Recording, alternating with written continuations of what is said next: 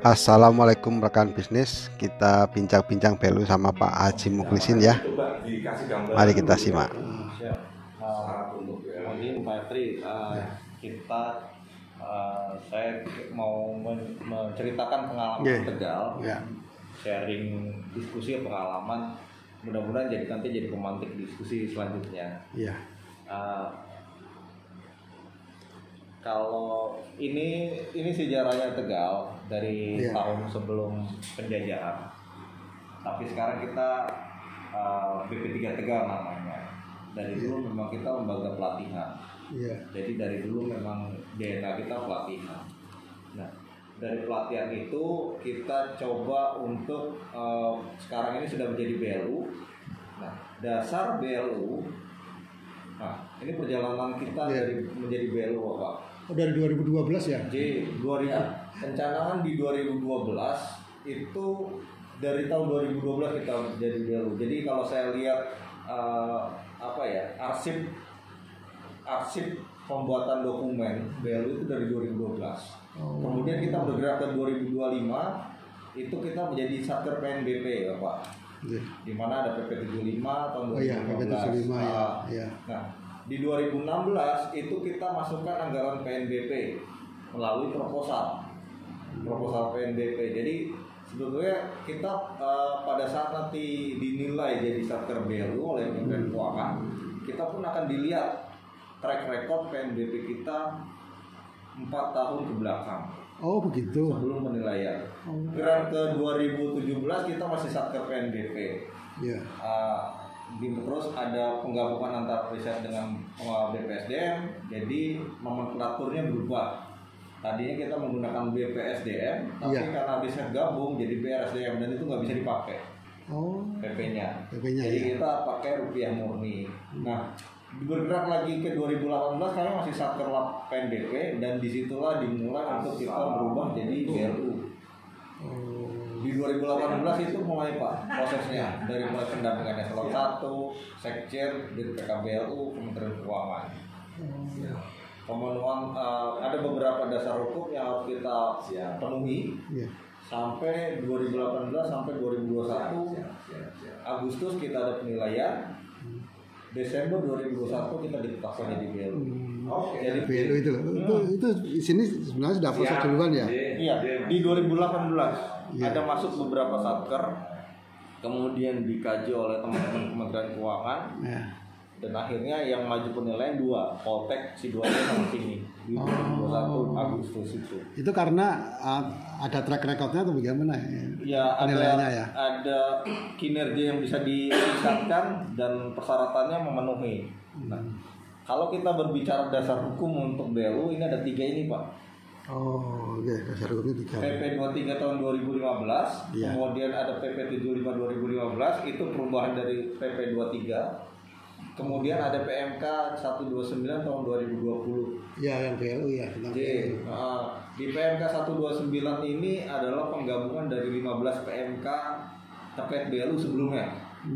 Jadi dari PMK 129 ini mengatur tentang penetapan utang piutang, pengelolaan aset, pengelolaan kas, pengelolaan rekening sampai pencabutan status BLU. Untuk penetapannya atau pengusulan Satker menjadi BLU ada di sini. Di PMK 129 di pasal 5-nya itu ada syarat tentang BLU. Jadi ada 3 syarat ini, substantif, teknis, dan administrasi. Nah, mungkin nanti bisa bisa self assessment ya, izin Pak. Tempat pihak Bapak, pihak Mari itu memenuhi nggak 3 aspek ini, terutama yang substantif. Jadi Satker untuk menjadi BLU itu ada syarat substantif, yaitu pertama, apakah Satker itu penyedia barang dan jasa layanan umum yang berupa bidang kesehatan, pendidikan atau bidang lainnya. Apa pihak Mari memenuhi kualifikasi itu? Salah satu saja. Salah satu dari 3 itu. Nomor 2-nya, apakah pengelolaan kawasan tertentu untuk tujuan meningkatkan perekonomian masyarakat dan layanan umum? Apakah pihak Mari memenuhi syarat itu? Atau pengelolaan dana khusus? Kalau UMKP. Berarti ya cuma nomor 1 itu kalau pihak Mari. salah satu nggak apa-apa. Iya kan satu saja ya. Kayak kita kan masuk di salah satu yang ke satu itu mas. Oh. Pendidikan itu. Pendidikan ya. Iya. Jadi sudah memenuhi syarat gitu. Secara substantif sudah memenuhi syarat. Tapi kalau Via Mare itu ada layanan diklatnya Pak? Enggak, dia nanti ini Wisata edukasi ini wisata. Jadi kayak Seafood itu loh. Kayak Seafood ya, akuarium raksasa itu. Baik. Okay. Terus nanti setelah substantif itu masuk ke teknis Bapak. Yeah.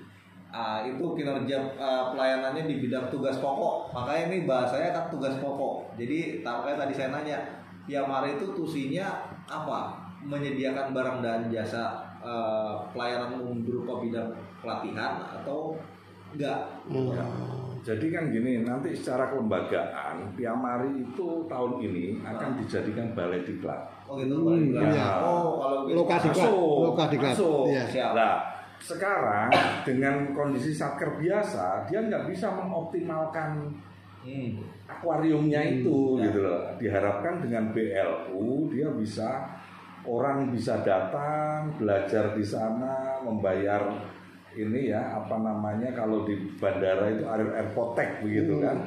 Nah, membayar apa namanya ya tiket lah ya.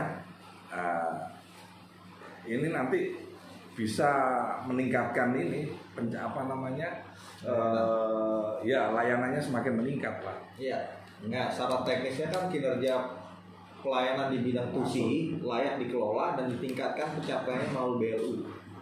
Jadi memang yang ditanya dulu adalah tusinya nanti, karena pada saat penilaian juga kita ditanya ada tusinya apa dan berapa rencananya ke depan dan targetnya yang ke belakang gimana, pencapaian di belakang gimana. Kemudian nanti ada syarat administratif Pak. Nah, kinerja keuangan sehat itu nanti ini hasil audit ya Pak. Laporan keuangan. Berarti yang belakangan ya administratifnya itu ya nanti ya. Gimana Pak? Yang administratif itu kan nanti kan hasil dari audit gitu ya. Bareng. Oh. Nanti kita nyusun 4 dokumen. Nanti ini. Ya. Setelah substantif dan teknis terpenuhi, baru nanti satker yang mau menuju BLU itu administratif. Oh. Jadi pernyataan kesanggupan meningkatkan kinerja itu kepala satkernya yang buat. Iya. Pola tata kelola kepala satkernya yang buat. Rencana strategi bisnis itu menggambarkan rencananya satker itu kalau jadi BLU mau kayak gimana sih? Bisnis plan-nya ya. Bisnis plan-nya. Oh. Laporan keuangan pokok, SPM, SPM juga nanti akan disahkannya oleh kementerian kita sih terkait. Kemudian laporan audit terakhir. Nah, untuk format MSB itu ada di PMK 129 Pak. Oh. Jadi formatnya bab 1, bab 2, bab 3, bab 4, bab 5 itu apa aja itu ada di lampiran PMK 129. Jadi nanti tinggal yang mau mengajukan ya dia membuat apa sih bayangannya memproyeksikan pendapatan. Makanya kalau di kami pada saat kami masih menjadi satker BLU PNBP pada saat kami membuat proposal PNBP kami melis potensi apa yang kami punya. Ya berarti ini Pak kalau memang mau Patri mau mengarah ke BLU 3 syarat ini harus dipenuhi untuk nanti teknis administrasi. Iya. Kemudian kita penetapannya Desember ini keputusan Menteri 526. Pada saat nanti penilaian kami ya ini Pak yang dilihat kami diminta data 2017 PNBP karena memang BLU pun pendapatan BLU namanya PNBP juga. Jadi bukan pendapatan BLU tapi PNBP juga, pendapatan negara bukan pajak. Tapi itu sumbernya dari BLU. Bukan komitmen gitu ya, bukan ya? Bukan. Jadi nanti izin Pak kalau saat ini kan kami sudah mengusulkan tarif layanan sendiri. Iya. Jadi tarif yang tidak ada di PP tarif pun kami bisa usulkan. Besarannya pun berbeda dengan PP tarif bisa. Terusnya menambah layanan bisa. Jadi bisnis bukan fungsi utamanya atau yang sifatnya penunjang bisa. Jadi contoh izin misalnya kayak kami mau menyewakan Infokus, bisa kami tarikan. Oh. Berarti tidak mengikuti PP tarif ya? Tidak mengikuti PP tarif. Kami buat aturan sendiri. Karena memang sejatinya pada saat kami menjadi BLU, kewenangan BUN Bendahara Umum Negara itu sebagian dialihkan ke pimpinan BLU untuk meningkatkan layanan, meningkatkan pendapatan dengan optimalisasi aset dan kas. Nah kalau BLU sendiri, kalau pimpinan BLU itu dari mana Mas? Mengangkat sendiri atau dari Kepala Satker ya? Kepala Satker. Ex officio. Jadi nggak terpisah antara kepala balai dengan kepala BLU. Ah itu makanya saya kan karena ini apa namanya ya, pengurusannya berbeda kan gitu ya. Karena BLU itu kepalanya akan lebih sangat operasional sebagaimana BLU yang dia pimpin itu. Enggak, saat gabung Pak. Enggak mau satu lagi sana, dua lagi ke sini. Pak, karena sejatinya BLU juga menjalankan rencana dari eselon teknis. Satu teknis, tapi dia juga dibina oleh Kementerian Keuangan. Jadi kalau kami di sini ada kontrak kinerjanya dua, kontrak kinerja pimpinan BLU dengan Kementerian Keuangan dan kontrak kinerja antara pimpinan BLU dengan KKP. Jadi ada dua perjanjian kinerja PK.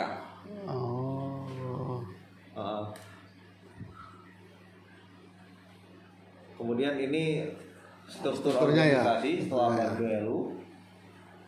Karena kami ada dua, kami coba untuk mendua, kalau kepala balai ya Dewan Pengawas, Satuan Pengawas Internal, Subak Umum sudah, kemudian divisi penyelenggaraan diklat dan divisi usaha dan optimalisasi Sapras.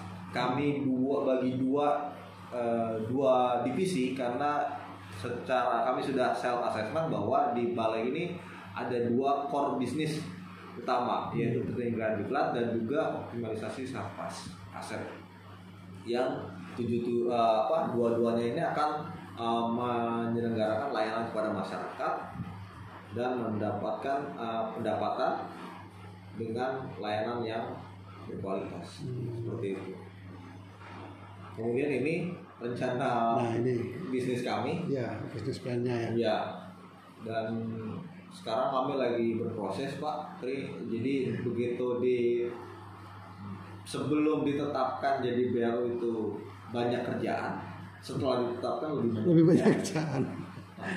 Jadi kami lagi kejar-kejaran untuk pemenuhan tarif, buka rekening, terusnya juga ada revisi DIPA dan merubah karakter teman-teman di sini biar kita juga semuanya mengutamakan pelayanan. Itu Pak. Jadi memang kalau bicara pengalaman di Tegal, prosesnya itu dari 2012. Iya masih panjang ya. Panjang. Ya, kalau sebelum PMK 129 si Kementerian Keuangan tuh punya 15 PMK. Kemudian di blur jadi satu, mungkin jadi omnibus law juga itu dia. 129 itu PMK sapu jagat tuh semuanya ada di situ. Mungkin itu Pak yang bisa saya sampaikan pengalaman kami dan juga beberapa informasi yang jelas kalau ingin mengajukan BLU memang acuannya itu di PMK 129 tahun 2020. Terus ini Mas, kalau kan pasti ya karena ada BLU kan kerjaannya tambah ya. Nanti feedbacknya ke teman-teman yang mengerjakan itu gimana? Apakah ada tambahan tunjangan atau jadi gini gimana? Kalau tahapan BLU, itu kalau menurut saya itu ada 4. Ya. 4 tahap untuk menuju BLU sempurna. Yang pertama itu penetapan dulu kan. Jadi ditetapkan itu kita sudah harus mindset ya dari PNS menjadi BLU. Itu ya. Tujuan BLU itu bukan semata-mata meningkatkan pendapatan, tetapi lebih pada peningkatan pelayanan. Dengan ditetapkan menjadi BLU itu diharapkan layanannya semakin meningkat, semakin bagus. Yang kedua, memberikan tarif layanan yang bersaing, begitu. Dua itu sebenarnya tujuannya. Kalau bersaing kan berarti urusannya kan bisnis ya. Iya. Jadi kalau pemerintah ini kan contohnya misalkan asrama. Ini PNBP kan sama Pak, asrama Iya. satu orang per hari 80.000. Ya, Ah, Nah, tarif. kalau di sini nggak bersaing, Oyo aja satu kamar 100.000, ini satu orang, bukan per kamar, per orang PNBP di PP 85 itu 80.000, Oh. yang nggak akan laku gitu. Iya, iya. Nah, kita nanti dalam penentuan tarif itu kok selanjutnya. Jadi tahap pertama ditetapkan dulu. Iya. Ya, setelah ditetapkan nanti ada lah yang harus dipenuhi. Jadi ada step-step yang harus dipenuhi. Iya. Itu yang pertama. Yang kedua, tahap kedua itu revisi DIPA menjadi DIPA BLU. Oh, beda sendiri ya itu banyak ya. Iya, jadi sebelum DIPA itu direvisi menjadi DIPA BLU, ya kita menjadi satker biasa. Tetap store ini PNBP gitu kan. Nah, ketika DIPA itu ditetapkan, nah, kita sudah ada di situ belanja yang dibiayai BLU. Nah, sehingga kita sudah menerima langsung ke rekening kita. Nanti kalau mau belanja digeser ke rekening pengeluaran baru diambil gitu kan, sama misalkan PUM gitu ya, pakai PUM lah gitu. Nah, tahap ketiga itu penetapan tarif. Ketika kita nanti masuk di penetapan tarif itu kan kita hitung Pak. Iya. Jadi kalau misalkan layanan apa, ini overhead cost-nya berapa sih, HPP-nya berapa gitu. Nah, kita lihat juga harga di luar. Harga di luar berapa? Kita nggak boleh lebih rendah jauh, karena akan mematikan swasta kan. Iya, iya. Jadi kita lebih murah, tetapi tidak terlalu jauh dari swasta. Gitu. Jadi kita memberikan istilahnya harga yang bersaing kepada masyarakat. Praktek bisnis sehat. Itu praktek bisnis sehat. Itu. Nah, ketika kita sudah menetapkan tarif ini kan kita susun Pak. Iya. Jadi ada dua tarif yang terkait dengan layanan utama. Itu kita usulkan Kementerian Keuangan, nanti ditetapkan oleh Menteri Keuangan. Itu terkait dengan layanan utama kita. Jadi tarif diklat, tarif sertifikasi sesuai dengan layanan utama. Di luar itu, layanan penunjang itu kepala BLU yang menetapkan. Jadi tetapkan sendiri sewa aula, sewa kelas, sewa alat, jasa ini, jasa itu kepala BLU yang menetapkan.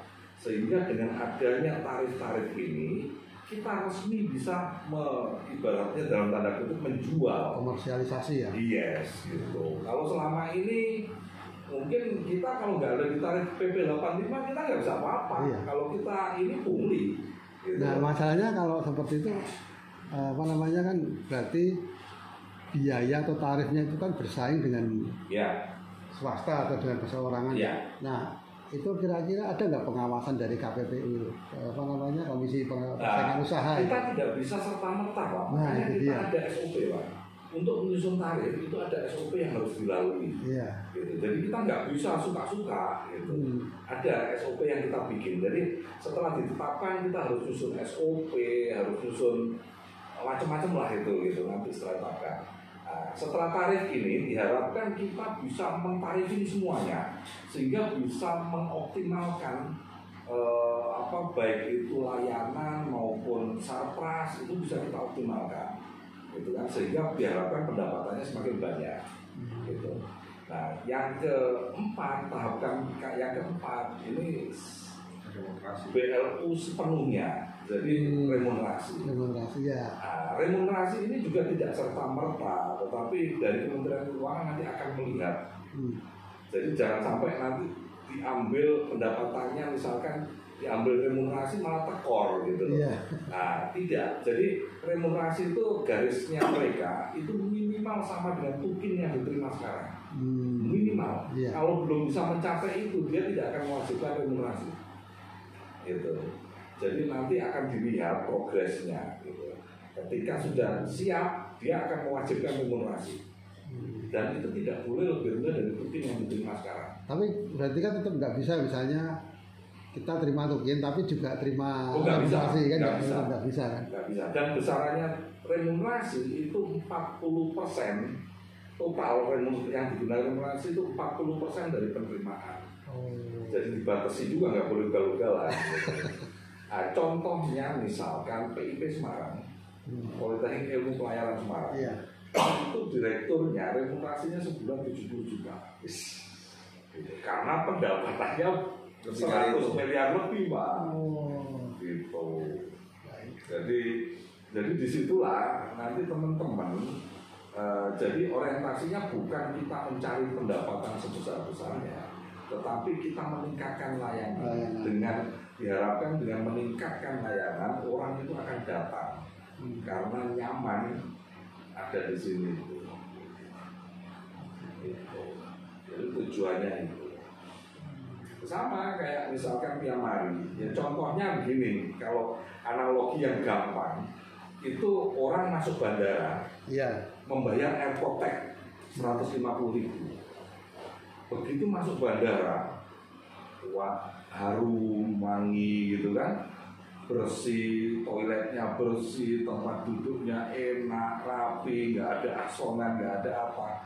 Artinya kan pengguna layanan dengan membayar 150.000 itu puas gitu.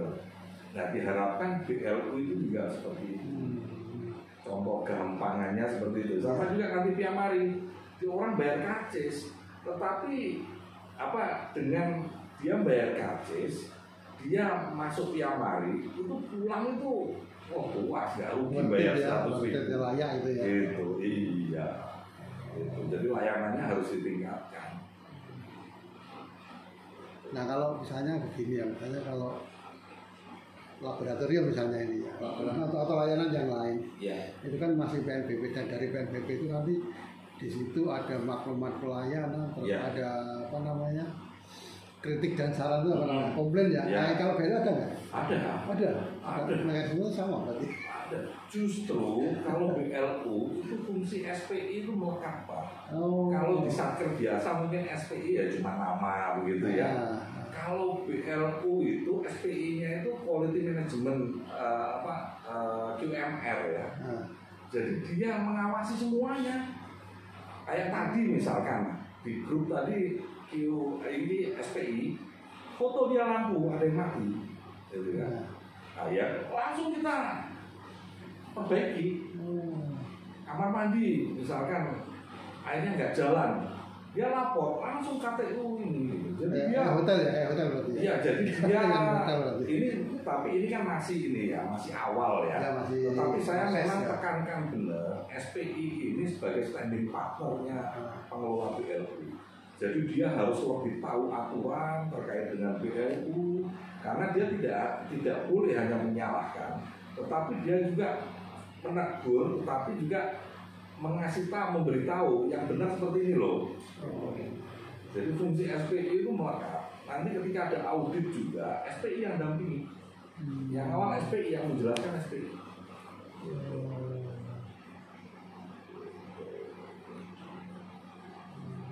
Enggak kan pikiran orang-orang itu kan selain BLU itu mencukupi kebutuhan sendiri, juga pasti harapannya ada pendapatan yang lebih dibandingkan dengan pendapatan reguler. Iya, makanya itu tadi disampaikan bahwa remunerasi itu minimal sama dari Kementerian Keuangan nggak mau ketika remunerasinya di bawah tukin gitu, itu nggak mau. Jadi minimal itu didapatkan sama gitu. Tapi ya harapannya lebih besar.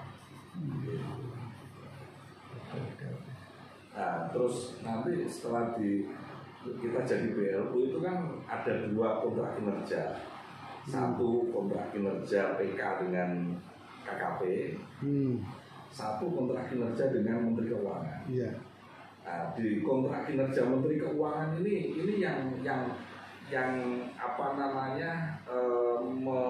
rambu-rambu buat kita. Jadi contohnya misal pendapatan kita setahun harus sekian, target pendapatan kita setahun sekian, itu nomor 1 ya. Terus kedua harus menerapkan modernisasi pengelolaan keuangan. Jadi nggak boleh manual. gitu. Terus meningkatkan kompetensi pegawai 29 orang 1 tahun. Terus apa lagi deh? Aktiva lancar, aktiva tetap. Terus ada kerjasama, target kerjasama. Target. Jadi kita dengan itu kita dipacu untuk naik, Mas. Nah, masalahnya karena ada 2 kontrak kinerja itu menjalaninya seperti apa kalau orangnya sama gitu? Kalau untuk kontrak kinerja dengan KKP itu menggunakan APBN. Ya. Dananya dari APBN. Ya. Nah, kontrak kinerja yang BLU menggunakan anggaran uang dari BLU. Uang yang kita terima itu kita belanjakan untuk kontrak kinerja, memenuhi kontrak kinerja itu. Ya masalahnya kan ini orangnya sama gitu loh. Beda, apa nih? Pengelolanya sama. Nah, itu kan masalahnya kan membagi tugasnya atau membagi tanggung jawabnya gimana gitu. Kan berarti kan tambah tanggung jawab kan seperti itu. Ya, jadi kalau BLU itu diharapkan kalau tata kelolanya kan beda. Ya. Jadi walaupun kita satker ini ya KKP, tetapi tata kelola kita nanti Permen KP-nya berbeda dengan Banyuwangi, dengan Ambon. Karena apa? Diharapkan ada satu divisi atau seksi yang menangani bisnis. Gitu. Entah itu bisa diinikan pengembangan, entah itu namanya manajer bisnis, entah itu apa namanya. Tapi yang jelas kegiatannya dia itu divisinya itu memikirkan bagaimana pengembangan bisnis. Itu berarti bisa nambah personel. Bisa. Terus penggajian personelnya dari BLU ya. Iya. Berarti kan artinya keuntungan BLU itu tidak harus menunggu sampai sama dengan itu baru bisa menambah orang kan ya. Iya. Tapi izin Pak, izin untuk menambah personel itu baik jumlah maupun komposisi lapor dulu, izin Kementerian Keuangan. Lapor Kementerian Keuangan. Jadi kita nggak bisa seujug-ujug. Iya. Karena itu dikontrol. Jadi kita bebas. Jadi intinya BLU itu, Satker BLU itu diberikan sebagian kewenangan bendahara umum negara kepada Satker itu. Jadi kita bisa orang bayar langsung kita gunakan bisa, gitu, tanpa harus lapor KPPN. Iya. Gitu. Nah kalau Satker biasa kan harus lapor KPPN. Nah terus kalau tadi Mas yang apa namanya salah satu capaiannya itu kerjasama itu gimana? Kerjasama yang seperti apa? PKS Pak. PKS. Misalnya PKS kita dengan lembaga pendidikan ataupun sekolah misalnya SMA. Siswanya mau diklat di kita itu bisa jalannya buatkan PKS. Jadi, kita tahun ini berapa PKS? Target 10 atau 40 ya. Iya, ini baru ada. Jadi 1 tahun kita harus melakukan PKS 10 dan tidak hanya sekedar sains. Itu dia yang jadi pikiran saya kan. Kalau kan ada juga ada lembaga yang apa namanya ya semacam pengembangan dari kelembagaan yang ada ya supaya lebih profesional. Terus targetnya itu dalam 1 tahun sekian PKS. Tapi pada akhirnya karena yang dikejar hanya volume, actionnya nggak ada itu. Nah itu yang itu seperti apa itu? Anda PKS dengan ini, itu apa tindak lanjutnya? Tidak hanya sekedar PKS terus selesai, tetapi PKS ada nanti kan dilihat kegiatan ini, ini pemasukannya. Nah itu ya kan karena PKS-nya dengan sekolah, dengan akademi, terus itu disandingkan dengan keuntungan gitu. Keuntungan dari finansial itu gimana caranya ya? Maksudnya kan ini sama-sama kita sama-sama negeri gitu ya. Walaupun kita di sini ada BLU-nya, tapi bagaimana kita bisa menerapkan tarif untuk ke lembaga yang sama-sama pemerintah gitu. Bisa. Jadi kita juga ada target di kontrak kinerja kita itu ada pengabdian masyarakat apa namanya? Kayak CSR ya. CSR. Ada kontrak kinerja ada CSR. Oh, ada CSR-nya. Ada. Jadi wajib kita. Jadi itu. misalkan SMA atau universitas mana, misalkan mau diklat di sini, ada tarifnya, tetapi tarifnya nggak nol kan. Oh, berarti itu jadi dia tidak perlu bayar. Jadi pengabdian masyarakat. Iya, itu sebagai bentuk CSR kita. Tapi ini juga Pak, pada saat kita masih menjadi Satker PNBP ya, Kami pun menerima PNBP dari anggaran Pemda atau instansi pemerintah. Bisa. Oh bisa ya? Bisa. Baru kita ada juga nih ke Kementerian Keuangan, kan kita udah ada track recordnya Pak. Oh iya, tahun 2021 46M, 2022 7M misalnya, tapi kan dari tarif PNBP. Berarti kan itu artinya tidak serta-merta langsung jadi BLU ya? Ya, kalau kecuali itu ya? izin Pak, kecuali Bapak mempresentasikan di rencana strategi Bapak dan meyakinkan tim penilai bahwa kalau saya jadi BLU, Iya. orangnya akan datang ke sana 1 juta orang selama setahun. Nah kalau yang misalnya 1M, maka dari 1.000 orang itu seberapa sih tarifnya biar dia bisa mencapai 1M gitu kan? Berarti kan 1M dibagi. BEP apa ya? Iya, hitungan BEP seperti itu. Sekarang izin Pak, kalau kami baseline untuk menghitung proyeksi, Iya. kami juga diminta proyeksi untuk sampai seperti ini 2026. Tapi kami menghitungnya berdasarkan baseline dari angka ini 2017. Iya.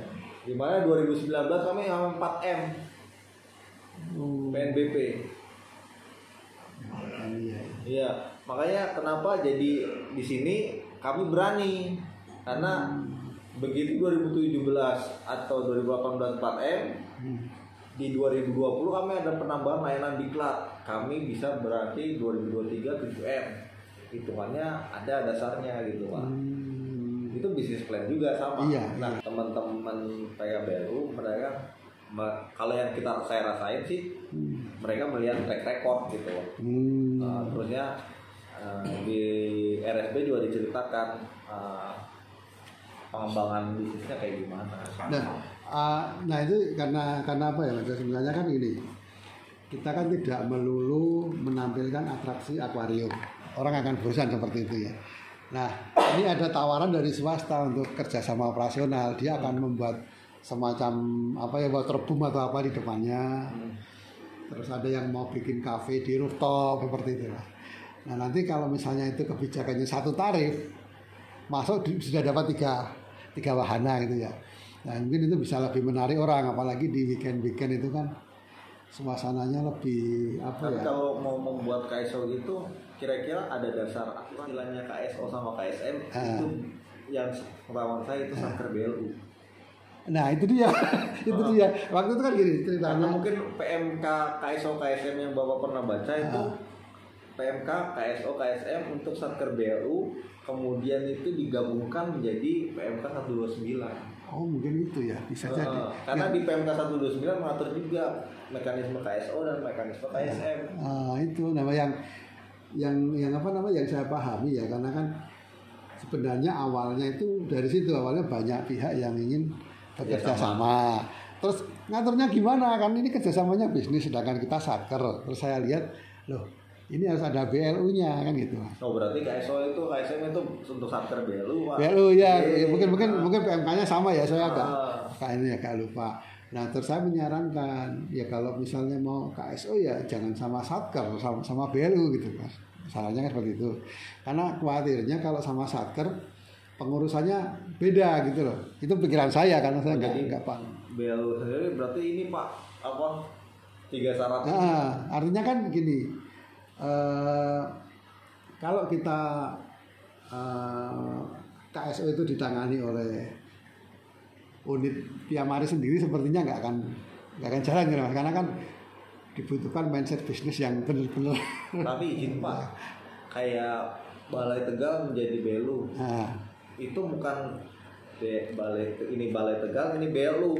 Tapi bukan, tapi ini balai, ini BLU jadi gabung. Itu dia makanya. Jadi bukannya ini Piamari, ini BLU bisa di sendiri enggak bisa. Kayak di Balai Tegal ini balai, kemudian ini BLU jadi gabung olahannya. Jadi tidak ada kamu orang BLU ya, kamu orang balai ya, nggak ada seperti itu.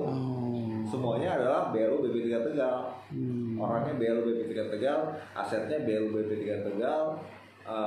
Uangnya uang BLU BP3 Tegal gitu. Jadi tidak ada uang BLU, uang BP3 Tegal atau aset BLU, aset SDM BLU, tidak. Tapi semuanya adalah BLU BP3 Tegal.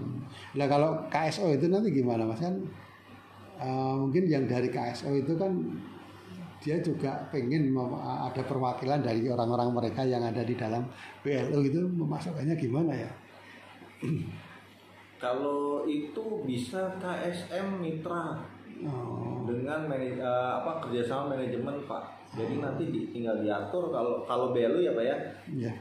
Di PKS itu diatur hak dan kewajiban pihak pertama, kewajiban pihak kedua, dan itu wewenangnya di pimpinan BLU. Ya berarti kan nggak harus ada orang KSO di dalamnya kan? Ya tergantung PKS-nya. Ya makanya kan berarti kuncinya di PKS-nya ya.